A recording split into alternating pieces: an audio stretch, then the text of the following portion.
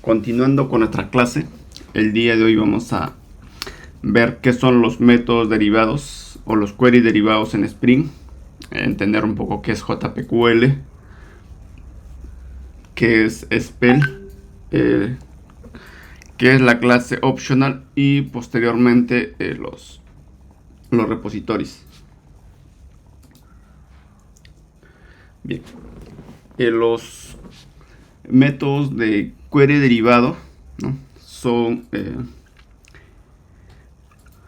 o es una forma de que Spring nos ayuda a facilitar consultas en nuestra interfaz repositorio. Lo que hay que conocer o entender un poco es la estructura de cómo se organiza o cómo vamos a construir. Tenemos el prefijo de búsqueda find by. Si es un listado, puede ser find all by.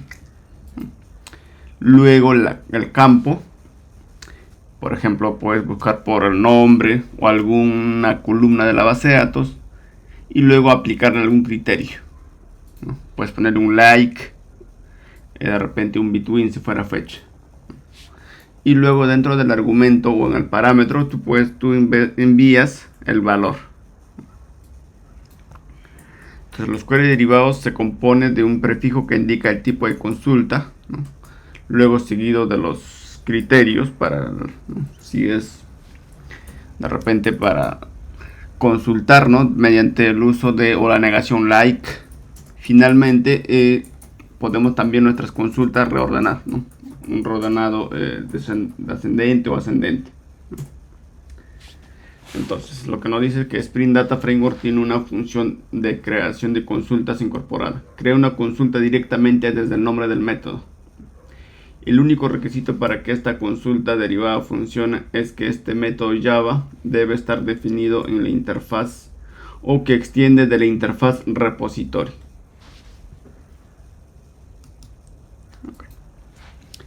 Entonces, en el día a día cuando vamos haciendo el desarrollo, vamos a requerir de repente realizar consultas un poco más complejas, ¿no? Que el método derivado de repente se hace muy extenso o no va a tener esa posibilidad. Entonces Java, ¿no? JPA nos ofrece o nos proporciona otra manera también de poder realizar consultas, ¿no? Tenemos por ejemplo que es JPQL, es el lenguaje de consultas para JPA. Entonces dentro de ello tenemos el @query, lo que hace es realizar consultas en base al nombre de la clase. Por ejemplo, como ves en el ejemplo, hace select from y este employee sería el nombre de la clase. No sería el nombre de la tabla de cómo se llama en base de datos, sino tu entidad que está anotada con @entity por las anotaciones que nos proporciona JPA. La otra opción es también que podemos utilizar la anotación named query. Podemos tener una consulta de repente en la misma entidad. Podríamos tener varias consultas predefinidas a la cual se le asigna un nombre y dentro del repositorio, ¿no? Ya no lanzaría, digamos, toda tu consulta query, sino llamarías a ese nombre, ¿no? Entonces para ello utilizaría named query. Entonces hay ocasiones en las que de repente requieres hacer una consulta mucho más elaborada. Entonces sí o sí de repente requieras hacer un select sobre la tabla. Entonces para ello utilizarías, por ejemplo, dentro de @query el siguiente argumento que dice native query. Si ese query dentro de value, el select es nativo al motor. Podría ser SQL Server, Postgre. Entonces tú puedes indicarle ahí, ¿no? Podría ser de repente agrupaciones, una consulta bastante compleja. Luego también nosotros podemos, nuestros parámetros podrían tener más de un argumento. Si vemos aquí en la primera imagen, estamos utilizando que el primer argumento, el signo de interrogación de cierre 1, quiere decir el primer argumento, el signo de interrogación, y el segundo argumento sería que el long salary. Otra forma de poder utilizar también es cada parámetro, cada argumento, agregándole un nombre, ¿no? Con la notación @para, y cuando tú haces la consulta puedes hacer referencia a ese argumento, ¿no? 2 puntos y el parámetro que tú has definido. Bien, ¿qué son los SPEL? El Spring Expression Language.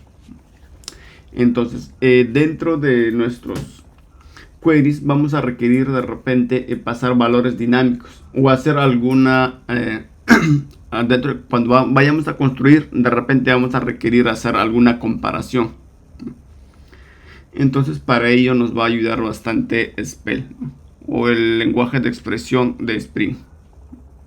Lo que nos menciona es un poderoso lenguaje de expresión que permite consultar y manipular un gráfico de objetos en tiempo de ejecución.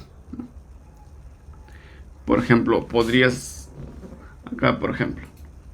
tener un query que es 100% genérico, que hice un select from, y el argumento o el nombre de la entidad podrías pasarlo de manera dinámica.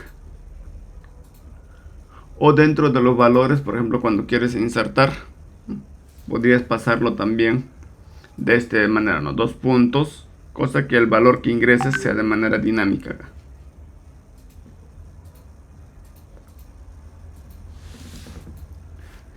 Bien. Ahora, ¿qué es la clase optional?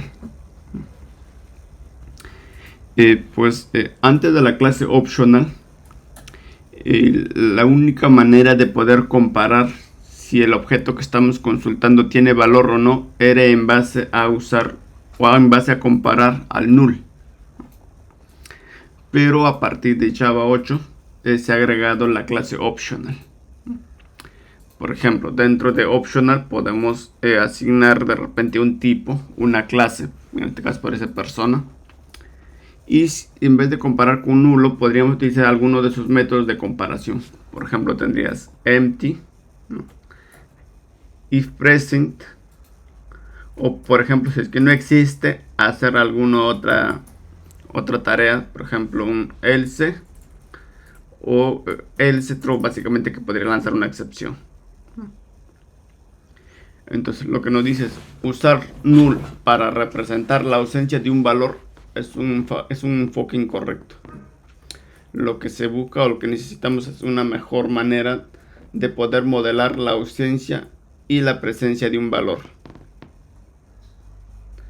Entonces, allí optional nos proporciona de una manera mucho más segura. Si ves que esa entidad o esa clase está dentro de optional, tú ya estás seguro de que te podría devolver un valor nulo o empty, ¿no? Entonces, lo que nos dice optional es una clase que encapsula un valor opcional. Lo que es importante también, hay que tener en cuenta que la intención de la clase optional no es reemplazar todas las diferencias nulas. Su propósito es ayudar a diseñar APIs más comprensibles. Con solo leer el método, pues podamos saber si podemos esperar un valor opcional o no. Bien. Spring Data, a partir de la versión 3, introdujo las interfaces de repositorio para estos CRUDs. Antes de ello, pues teníamos los CRUDs, nos devolvían un iterable. A partir de esta versión, ya nosotros podemos retornar directamente una lista.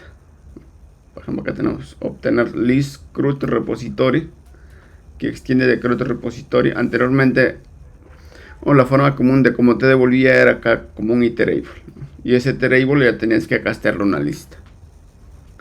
Lo mismo para búsqueda, alguna coincidencia por el identificador, te devolvía, digamos, que un iterable, como si estuviera en esta imagen acá, ¿no? Un iterable find all.